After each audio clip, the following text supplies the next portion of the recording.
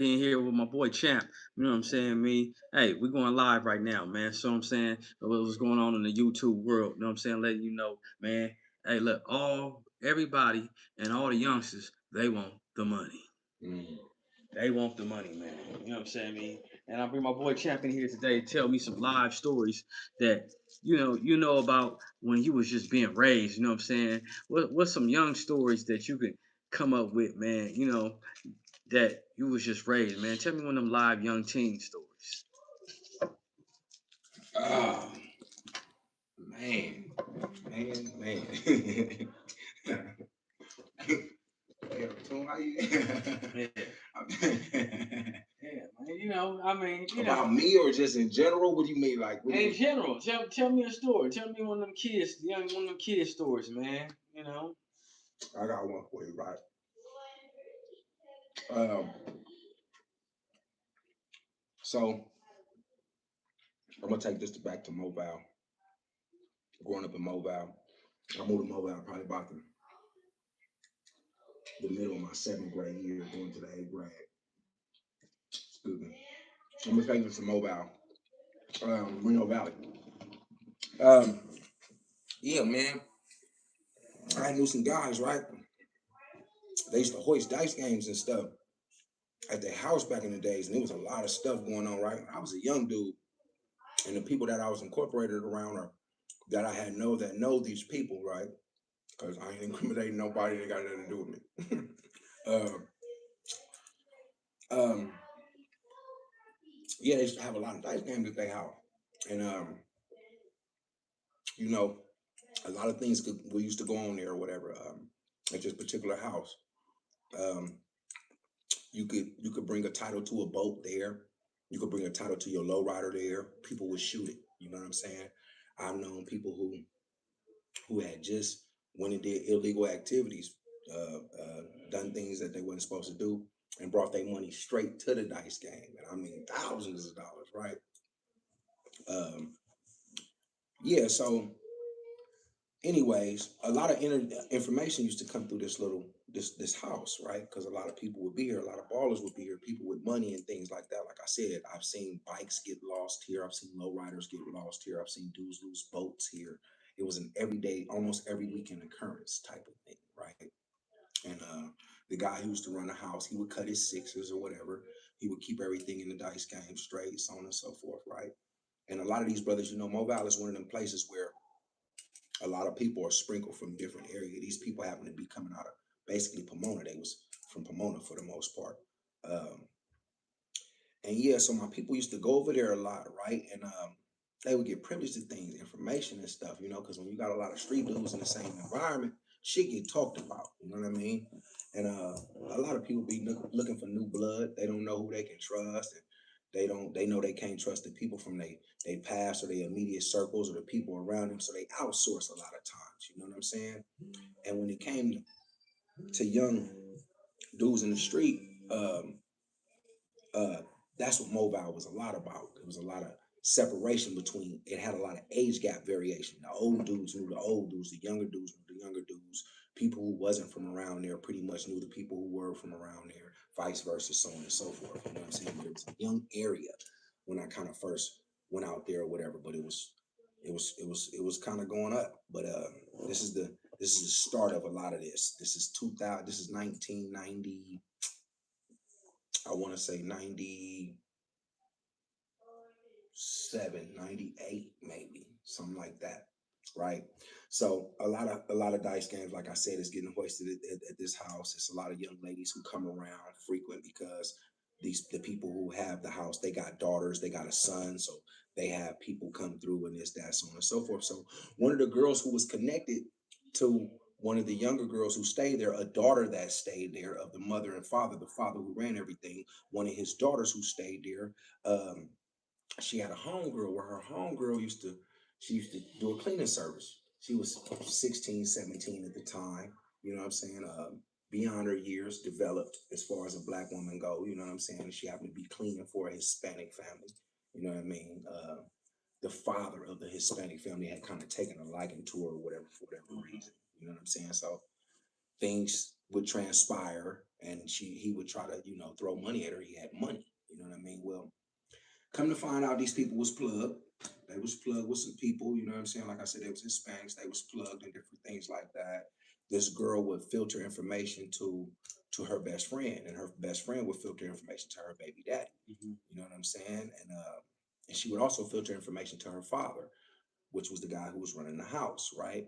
For the most part, her her baby's daddy, he would get bits and pieces, but for the most part, it was her daddy who was kind of filtering the information down to her baby daddy. Well, he didn't really trust her baby daddy. Mhm. You know what I'm saying? He kind of trusted his friend a little more, which was the guy that I knew. You know what I'm saying? He kind of trusted his friend with a little more. He was a little more clean cut. He didn't present a certain way. You couldn't really tell his game. So, but the guy was dangerous. You know what I'm saying? But he wasn't to the eye of what you would consider to be any type of threat or nothing like that. You know what I'm saying? But they was friends. So that was the guy that I knew. He would filter him information, so on and so forth. So the whole summer, bruh, I want to say the summer of 96, 97, maybe 98. I ain't gonna put an actual summer on it, right? They was hipping this guy a lot, and they was his friend, and he was telling him, these they got money and this and that, and they count briefcases of money and this and that, and they got a house around the corner, and they be here this time, that time, this, that, so on and so forth, right? And this was kind of big at this time in this area. This actually happened, right? I think it even made the news. Um, so I guess, the guy, the older fella who was running the dice games and was privileged to all this information from his daughter and all of these things would come to in his direction. He was talking to this one little dude. He thought he kind of had him in a chokehold, and he had him under his thumb, I guess. You know what I'm saying? Well, that dude who he thought was kind of like not dangerous, or really wasn't, he didn't consider to be a kind of guy who would make his own plays and things like that. You know what I'm saying? He took that information from the old man, and he decided to move on the play itself. And it kind of it went up, man. They I think they did some stuff. They ended up in the spot, and they ended up coming up with a lot of change. You know what I'm saying? They left a lot of stuff that was there and different stuff like that, and it kind of made the news. It was a home invasion or whatever that happened years back. You know what I'm saying? And yeah, it made the news, man. It was one of the things that kind of put Moval on the map. You know what I mean? With a few other things that had went on or whatever. So, but that was one of the things that happened in my generation. And I ain't incriminating nobody. I don't Yeah, really know yeah, that. yeah, yeah, yeah. So, Hold up, you know what I'm saying? yeah, Yeah. man. Yeah, man. There was a lot going on back in the days, man. Oh, tune. It was wild, man. And so you was out of state. You was in out of state prison too. Yep. I've been in California penitential system. I've been in CDCR. I've been in Alabama penitential system. And what's the difference between the California prisons and the Alabama prisons? Everything, everything. The politics, um, uh, the way people conduct themselves, the do's and the don'ts amongst the system and how it works. Just everything, brother. They come with a whole different code. It's a dog eat dog world out there. Um, they don't have political structure the way we do that governs shit the way it's governed in California when you go to the pen. It's pretty much, yeah, it's a dog eat dog world. They have variations where they can hang on this fence, where they can straddle on that one. They can play with this line, they can play with that line. All in all, playing with those lines, and it appearing to the game that they've never crossed the line. But in actuality, they've never stood anywhere. You know what I'm saying? Because they got so many lines that they can play with. You know what I'm saying? But in that, it makes it dangerous, very, very, very dangerous. You don't know who you can trust. You don't know what's what. You know what I'm saying? Yeah, it's different, bro. Um, totally. Yeah, yeah, yeah, yeah, yeah. Because Crip and blood is everywhere. Hmm. And so for having Crip and blood everywhere, you know, well, did you hear of any Crip and blood gangs out there in Alabama? They got everything out there. They got Hoovers out there. They got Six O's out there. They got shit. They got everything out there. They got Playboys out there. They got Grape Streets out there. They got everything out there. They also have GDs. They also have Vice Lords. So it's, you know, a lot of the places in this country where they didn't start, where things didn't originate at, people outsourced. You know what I'm saying? Like a lot of people from California have been in different places across the country, which is why Crippin' Blood is nationwide. Wow. You know what I'm saying?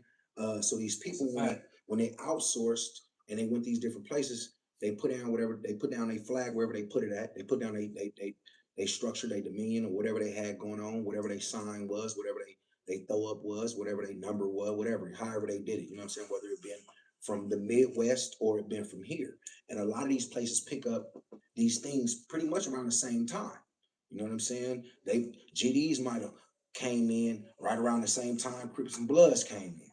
So now they the structure and the things that they got going on or how they see the game or gang banging itself is from a distorted lens, or at least not, I wouldn't say distorted, I would say not from the lens where it's home based at. You know what I mean? Which they have their own traditions when it comes to stuff. They had a lot of these places had gangs before Crips and Bloods even came there. They might not have been called gangs, you know what I'm saying? Thus fraternities. A lot of down south had fraternities before Crips and Bloods showed up. You know what I'm saying? So the roots of the fraternity can, to a pretense, outride the gang stuff, depending on where you come from and so on, which is the lines that I was telling you about that they are able to dance on. They have fraternities. So if you're deeper seated in a fraternity, even if you are a Crip or a Blood, if you choose to ride with your frat, you can do that because it's fraternity. You know what I'm saying? And it just goes like that. So yeah, they it's just different, bro. It's totally different. You know what I mean? Yeah, yeah. They hang on their area code a lot, at least where I've been. You know what I'm saying? The Alabama where I've been. They hang on their area code a lot. Meaning if you're from the 205, you're from the Birmingham area. If you're from Montgomery, it's 334 area. If you headed up there towards Huntsville and things like that, in Tuscaloosa, that's the 256 area. So they can branch off into their cities if they choose to. It's another line that they can, you know what I mean? And see, that's crazy because you know what I'm saying. Like Las Vegas, when I was in Las Vegas Penitentiary, nigga, their shit, nigga, it was a melting pot for every game, all 50 states. You know, if somebody trying to be this, somebody trying to be that, but it was also the most violent, and I believe it was more violent for me. Uh, and I ain't gonna say nothing against the California penitentiary, but what I'm saying is,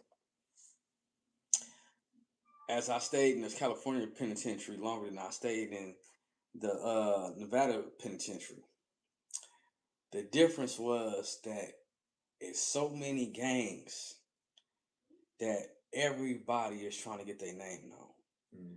And so when you're trying to get your name known, get your status of who you are, and you was really nobody on the streets, but you had to come in the pen, get caught for one lick, and now you're in the pen. Now you got to thug it out.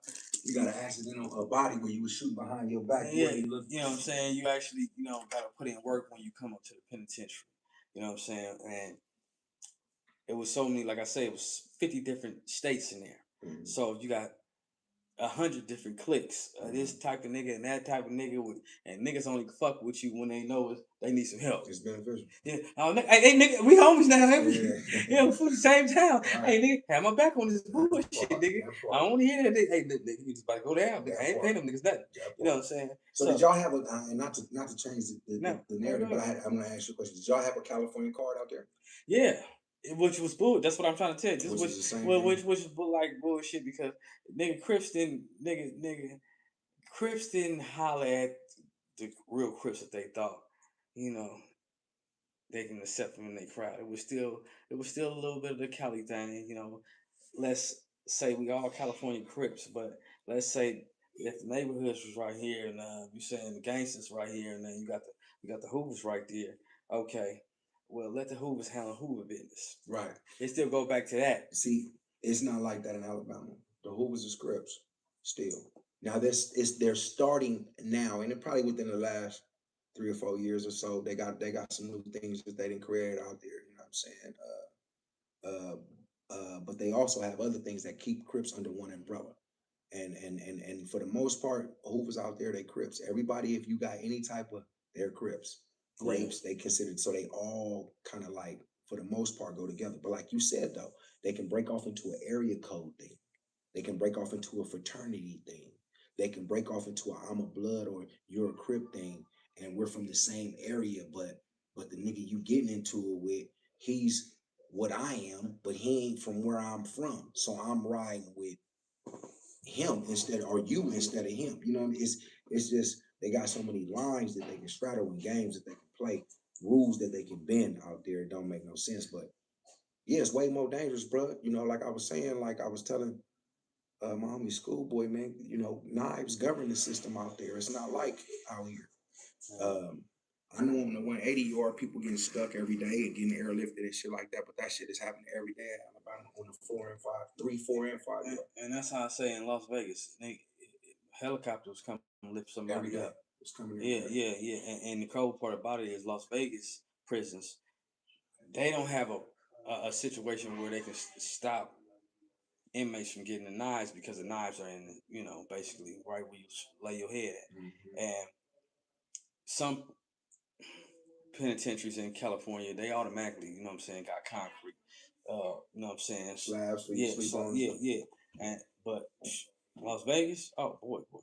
Yeah, Alabama's the same way. They got boxes and they got metal bunks and stuff, and them brothers cut right through it. They take that razor or whatever, they melt that thing, they put it on that toothbrush, they get it the grooves cut how they want to, and they cut right through metal like it's butter.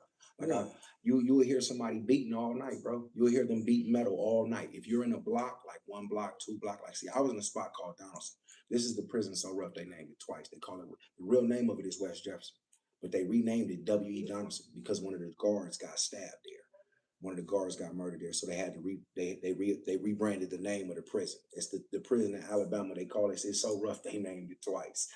But in the blocks, when you in the blocks, 2 block, 3 blocks, shit like that, you will hear people beat metal all night. That's what they do. They're the iron maker. They make iron for the gangbangers.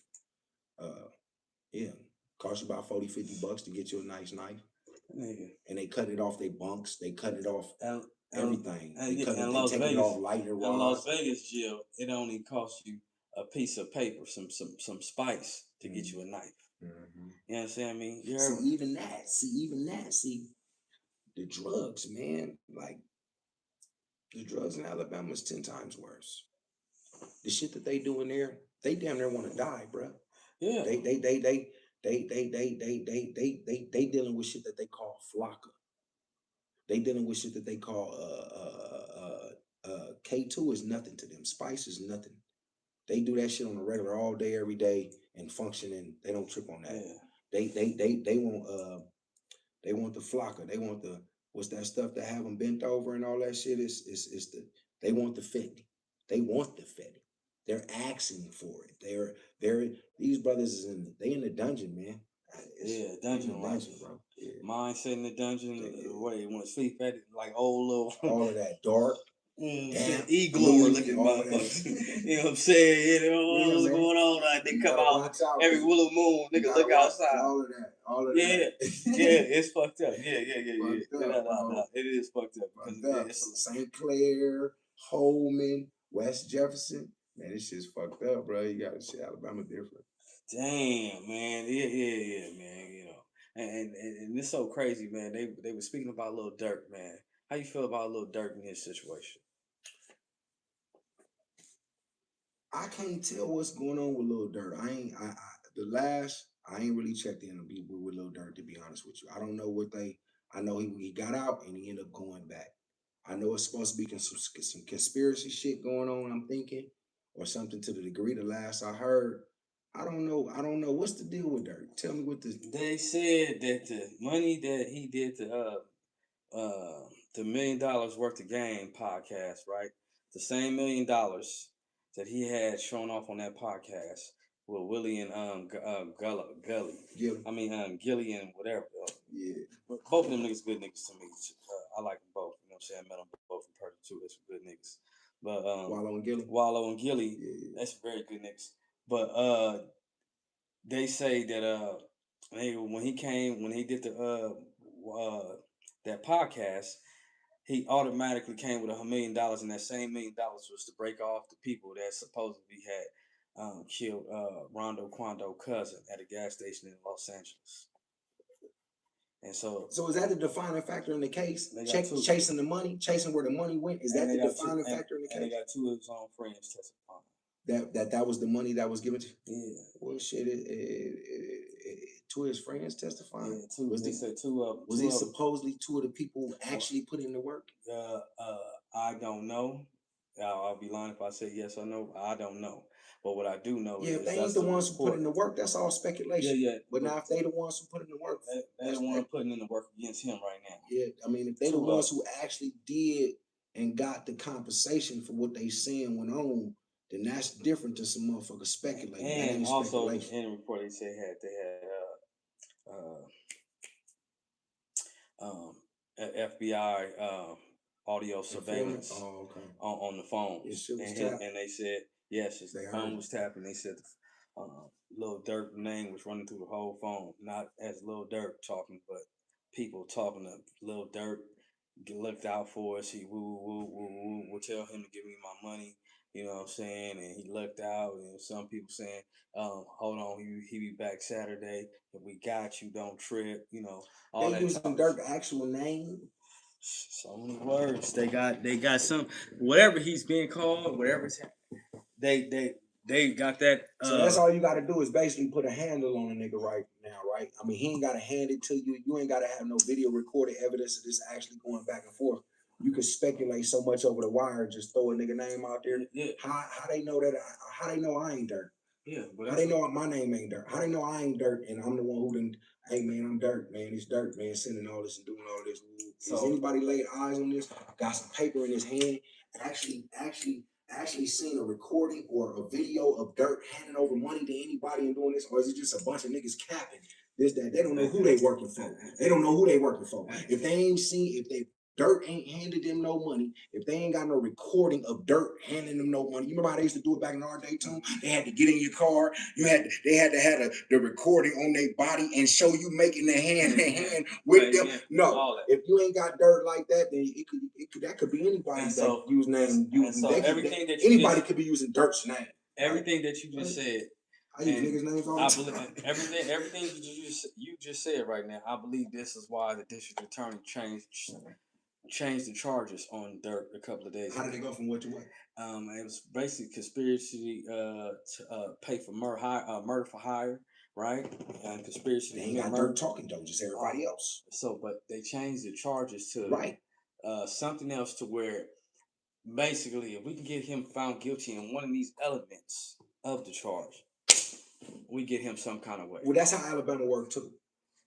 That's how Alabama worked too. So they don't care. They don't care. It's called trumped up charges, man. It's called a railroad. They don't care how they pin them all up against you to see which one stick, man, or which one you gonna bow down to. Basically. So basically, I think his defense. I think his Lil Durk's defense. I believe this is what I believe. After fighting cases for so long, I believe Lil Durk's defense gave up their story too fast. Gave up what they were going to say. Gave up what they were going to use, and the DA switched the charges. Right. And said, "Oh yeah, they're right. They're most likely going to win that. So hold on, let me change these charges because." So what are they now? I don't know the exact charges because, like I said before, I'll be lying if I say I knew the exact charge, but I know the charges did change, and it still carries some kind of life sentence or 20 to 30-year sentence, but it still carries a significant amount of time still. You know what I'm saying? So, you know, prayers to the Lil Durk family, you know what I'm saying? And prayers to Lil Durk, you know what I'm saying? And we hope you get through this and come back home because I always thought Lil Durk, little cool nigga, man. So you rappers, I want to tell y'all something, right? Who really in the game and things like that, right? You know, it looks like clout because you got the bag and you can pass it around to get people to do things that you wouldn't do yourself and stuff like that. But just understand that these people are gonna tell on you. You know what I'm saying? The minute you pay them to do anything, so on and so forth, because the game still ain't changed, especially now with how media and all this go. If you're gonna do something, you serious about it, it's best to do it yourself. So if you're not that serious about it, when you paying these dudes or whatever, and you think that little $40 or $50 or $60,000 is gonna sustain them after they didn't got caught in a situation they didn't know where a man was gonna be in there talking about, yeah, you finna do 100 years, they gonna fold on you. So all y'all that got the kind of clout with your money where you can get people to go out and spend to do something for you and hurt other people and so on and so forth, they ain't gonna do nothing but tell on y'all. That's all they gonna do is tell on y'all. Yeah. That's it. That little 60,000 you didn't gave them, it ain't worth 100 years. But they gonna take it because they gonna think they gonna get away with it. But in the end, you gonna be the one that's caught up about it. Man, say your little bag. Dirt. I don't get it. Like, I don't get Von didn't have to die, bro. Von didn't have to die. You know, Von could have easily, Von had enough money and was doing enough for his hood, like I said, where he could have been of it and not in it. Von had that kind of money where he could have been of it and not in it. You know what I'm saying? And I don't get these, but they're still young and the guidance is thin. There's no other older brother saying, hey man, you can maneuver in this and play this from a whole nother angle, like we didn't have. You know what I'm saying? The generation of the OG kind of passed. It kind of left. Niggas went to jail. They was dying out. They turned into drug addicts. And it was a big generation of black men that were left without OGs. They were left without them. So it was like the young niggas is just running everything. You know what I'm saying? And that's what I see over there kind of when I look at the old block and all of that, I don't see no older guidance. I don't see no older heads who they respect that's been put in some work that can show them how to maneuver out of the game and still keep their status with what they, if they need that. You know what I'm saying? Like Von didn't have to die, man. I don't think Von was front running. He the man with everything. Why you out there in the front squabbling and doing this and all that? you know. Because right, and somebody should have told you something. Mm-hmm. Had you been around older individuals like myself, that would have never been your fight. Yeah, even if that was a fight. That if people came to the OG Cafe, would have gamed you tight. Right. You know what I'm saying? Let you know that nigga, when you get that bag, you become a leader. Right. And you're gonna have to orchestrate the money, man. Right. And the person that's orchestrating money can't be fighting. Right. You know what I'm saying? You Right. can't be fighting with a bag of look. One hand holding the bag and one hand trying to protect yourself. It don't work like that. And it's more than one way to skin a cat. And your soldiers ain't expendable. And everybody you think is your shoulder. I was told this as a kid. I got this from one of my OGs that was rare to have, and like I said, during my time. And that was, hey man, people are only real up to a certain point. They gotta cross each line that they make it to get over that hurdle to show you that they real. He said, for instance, and he was telling me because he was like, he called me Roni. He used to call me Roni when I was a kid. He don't call me that no more. You know what I'm saying? Love you, OG. He's still pumping and doing this thing. I still get all types of game invited from him. We're damn near 70 now. But he used to tell me that niggas is only real up to a certain point. He said, you know, you in these streets and you think everybody gonna abide by the code or they gonna live it like you live it, and that's not true. He said, you gonna kick some doors with some niggas and y'all gonna go in and y'all gonna get some money and y'all gonna make it out. And everybody gonna be kikiing and ha-ha. And everybody gonna be real. He said, then you gonna sell some drugs with some niggas. Y'all gonna make some money. And some shit gonna happen. And y'all gonna make it through that. And guess what? The niggas is gonna be real. He said, then one day, with them same niggas that you've been trooping with, some shit gonna happen. And they gonna get in a tight situation. And the people gonna tell them, hey, you know what you're looking at? You're looking at a lot of time. And he said, you know what they gonna do? They gonna fold right then. He said they was real up to this point. They was real up to this point. But right here, this is the straw that breaks the camel's back. He said, it takes one wrong situation to turn a hard nigga into a bitch. That's what he told me when I was a kid. Wrong situation to turn a hard nigga into a bitch. And when I started living that life, I seen it over and over again. Over and over again. That was my homie, man. We done did this and that together, man. Now this nigga gonna tell on me. Yeah, he told on me. He was real up to a certain point. He proved himself here. He proved himself there. Or you thought it was that. You thought it was proof, but it really wasn't. You know what I'm saying? It's just a nigga getting by in the game. Who gonna show you their face when they get away? Ain't nobody gonna show you what they really gonna do when they get away, right? They hit a lick, we get away with 80 G's. Everybody happy, everybody smiling, everybody good. We do it again, we get away with 140,000. Everybody good, everybody smiling, everybody happy. Now we do it again, and guess what happens? We get caught up. Now ain't nobody smiling. We gotta face this music. You feel what I'm saying? That's the wrong situation right there. It'll turn a hard nigga to a bitch. On that note, you know what I'm saying? I'm gonna end it like that. y'all better wake up out there, kids, Straight up. because like he said, you can hit for the first bag, the second bag, but what happens when you get caught with the third bag? Right. What you gonna do then? Right. You know what I'm saying? And so, right then and there, sons, the YNs out there, all YNs out there, man, young, even the old ninjas out there, they still in the streets acting crazy, man. Hey, man. Go and sit your ass out the streets, man. Get up out that corner, man. You know what I'm saying, man. Get back home to the family, man. You know what I'm saying, man. And get yourself on a mission to pay tuition. You understand what I'm saying? Organic Guys, OG Cafe, back with Champ. You know what I'm saying, me. YNs, be safe out there. Be safe, homie. Deuces, peace.